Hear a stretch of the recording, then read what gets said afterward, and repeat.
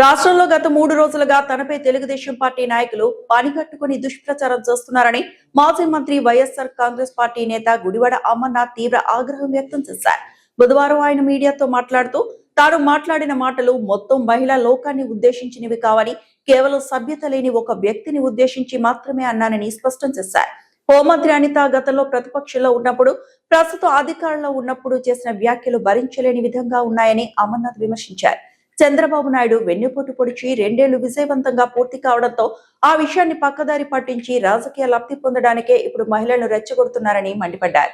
దళితులు, మహిళలు అంటూ హోంమంత్రి అనితతో పాటు కొందరు టీడీపీ మహిళా నేతలు సమాజంలో తప్పుడు ప్రచారం చేస్తున్నారని, అనిత మరియు ఆమె అనుచరుల మాటలు విని తెలుగు సమాజం అంతా బాధపడుతోందని ఆవేదన వ్యక్తం చేశారు. మహిళలంటే అందరికీ సమానమే, అందులో టీడీపీ మహిళలు, వైసీపీ మహిళలు అని విడివిడిగా చూడలే. హోంమంత్రి అనితపై నేను చేసిన వ్యాఖ్యలకు ఇప్పటికీ కట్టుబడి ఉన్నాను. నా మాటలను తప్పుపడుతున్న వారు ఒక్కసారి అనిత మాట్లాడిన మాటలతో నా మాటలను సరిపోల్చి చూసుకోవాలి అని గుడివాడ అమర్నాథ్ సవాల్ విసిరారు. వీరికి వాళ్ళ నాన్న ఏమవుతాడో అని అడుగుతాను. చెప్పండి, సమాధానం చెప్పండి. పత్రికా మిత్రులు చెప్పండి. చెప్పమ్మా ఏవిఎన్ రామకృష్ణ చెప్పండి.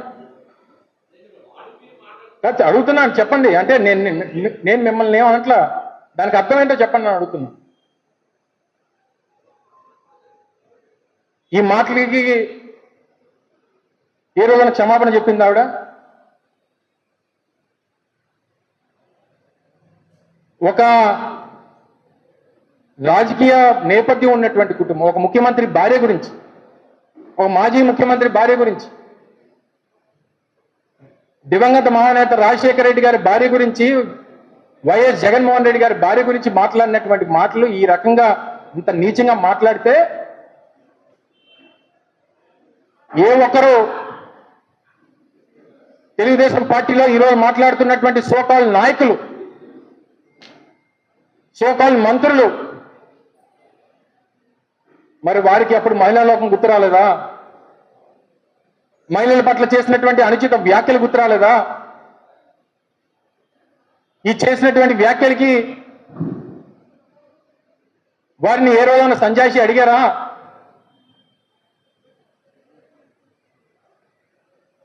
ఈ రకమైనటువంటి తప్పుడు మాటలు మాట్లాడుతూ ఎవరన్నా ప్రశ్నిస్తే వారి మీద కేసులు పెడుతూ, సామాన్యమైనటువంటి ఒక సోషల్ మీడియా కార్యకర్తను తీసుకుని వెళ్ళి 30-40 పోలీస్ స్టేషన్లో కేసులు పెట్టి వారిని ఇబ్బంది పెడతా ఉంటే, ఈ ప్రాంతంలో ఉన్నటువంటి నాయకుడిగా మా కార్యకర్తలకు భరోసా ఇవ్వాల్సినటువంటి బాధ్యత ఉన్నటువంటి మాలాంటి వారు తిరగబడకపోతే మరింత పేట్రేగిపోయేటువంటి పరిస్థితులు వస్తాయి. దానికి అడ్డుకట్ట వేయడానికి మాత్రమే నా తాలూకా ప్రతిస్పందన అని చెప్పి ఈ సందర్భంగా తెలియజేస్తా ఉంది. ఇది ఒక్కడే కాదు, అనేక మార్లు ఇదొక ప్రసంగం. చూడండి, ఉన్నటువంటి ఏ రాజకీయ పార్టీలో ఉన్నటువంటి నాయకులకైనా మిగిలినటువంటి ప్రాంతాల్లో ఉన్నటువంటి రాజకీయాలు ఒక లెక్క, ఉత్తరాంధ్ర ప్రాంతంలో ఒక లెక్క. సహజంగా వారి శుభకార్యాలకు మేము వెళ్తుంటాం, మా శుభకార్యాలకు వారు వస్తుంటారు. కానీ ఇక్కడ ఉన్నటువంటి మొత్తం సాంప్రదాయాన్ని, ఉత్తరాంధ్ర ప్రాంతంలో ఉన్నటువంటి పూర్తి సాంప్రదాయాలన్నింటినీ కూడా కాలరాసేటువంటి కార్యక్రమం చేశారు. వీరు మాట్లాడతారు, వీరికి వారి పార్టీ నాయకత్వం, పార్టీ నాయకులు ఒకరి గురించి మాట్లాడితే, ఒక వ్యక్తి గురించి మాట్లాడితే రాష్ట్రంలో ఉన్నటువంటి 2.5 కోట్ల మంది మహిళల గురించి మాట్లాడినట్టుగా చిత్రీకరిస్తారా? మీ అందరికీ ఈ సందర్భంగా నాకు మహిళల పట్ల ఉండేటువంటి గౌరవం, నేను 15-16 సంవత్సరాల వయసులో నా తండ్రి పోయాడు. నేను, మా అక్క, నా తల్లి, నా కుటుంబానికి పెద్దగా ఉన్నటువంటి నా తండ్రిని కోల్పోతే నా కుటుంబాన్ని, నన్ను, నా అక్కని చదివించి పెద్దలు చేసి ప్రయోజకుల్ని చేసి రాజకీయంగా నా తండ్రికి ఉన్నటువంటి రాజకీయ వర్గాన్ని నిలబెట్టినటువంటిది నా తల్లి. 15 సంవత్సరాలు నా తల్లి కూడా చిన్న వయసులో 18 ఏళ్ళకి పెళ్ళి అయిపోయింది. 36-37 సంవత్సరాల వయసుకి నా తండ్రి చనిపోయాడు. ఆ వయసులో నా తల్లి నన్ను నా అక్కని పెంచింది. అంటే వారిద్దరి మధ్య నా తల్లి నా అక్క మధ్యలోనే పెరిగా.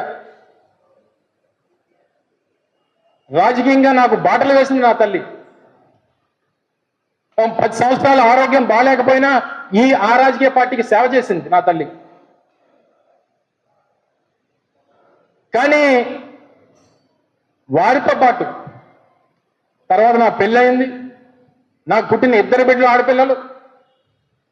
అంటే నేను మొత్తంగా మహిళల మధ్య, అది నా కూతుర్లు కానివ్వండి, నా భార్య కానివ్వండి, మా అక్క కానివ్వండి, నా తల్లి కానివ్వండి, వారి మధ్య పెరిగినటువంటి వ్యక్తిని. నాకు మహిళల పట్ల ఏ రకమైనటువంటి గౌరవం ఉంటుందో నాకు కొత్తగా చెప్పాల్సినటువంటి పని లేదు.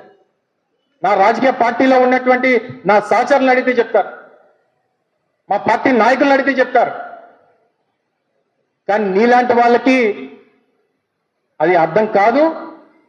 నీకు నేను సంజాయిషి ఇవ్వాల్సినటువంటి పని అంతకన్నా లేదు.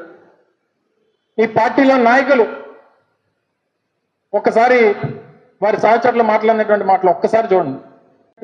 ఒకడు అనేటువంటి విషయాన్ని తెలియజేస్తా ఉన్నాను. 1976 నుంచి ఈ జిల్లాలో రాజకీయం చేస్తున్నటువంటి కుటుంబం నుంచి వచ్చినటువంటి ఒకడు అనేటువంటి విషయాన్ని తెలియజేస్తా ఉన్నాను. 3 తరాల రాజకీయ చరిత్ర కలిగినటువంటి కుటుంబం నుంచి వచ్చినటువంటి వ్యక్తి గుడివాడ అమర్నాథ్ ఒక్కడు అనేటువంటి విషయాన్ని ఈ సందర్భంగా తెలియజేస్తా ఉన్నాను. 3 తరాల రాజకీయ కుటుంబం నుంచి ఉమ్మడి విశాఖపట్నం జిల్లాలో అనేక ప్రాంతాల్లో అభివృద్ధికి బాటలు వేసినటువంటి కుటుంబం నుంచి వచ్చినటువంటి ఆ వ్యక్తి గురించి, గతంలో మంత్రిగా పనిచేసినటువంటి వ్యక్తి గురించి, ఒక బాధ్యతాయుతమైనటువంటి పదవిలో ఉన్నటువంటి ఒక వ్యక్తి మాట్లాడేటువంటి మాటలు ఇవి అనేటువంటిది ఈ సందర్భంగా మీ ద్వారా ప్రజలను అడుగుతా ఉన్నా. ఈ మాటలకి ప్రతిస్పందనే నా తాలూకా ప్రసంగం అనేటువంటి విషయాన్ని కూడా ఈ సందర్భంగా తెలియజేస్తా ఉన్నా. ఇది ఒకటే కాదు, గతంలో ఈ వ్యక్తి మాట్లాడినటువంటి మాటలు ఒకసారి నేను అడగను, మిమ్మల్ని అడుగుతా, మీరే సమాధానం చెప్పండి.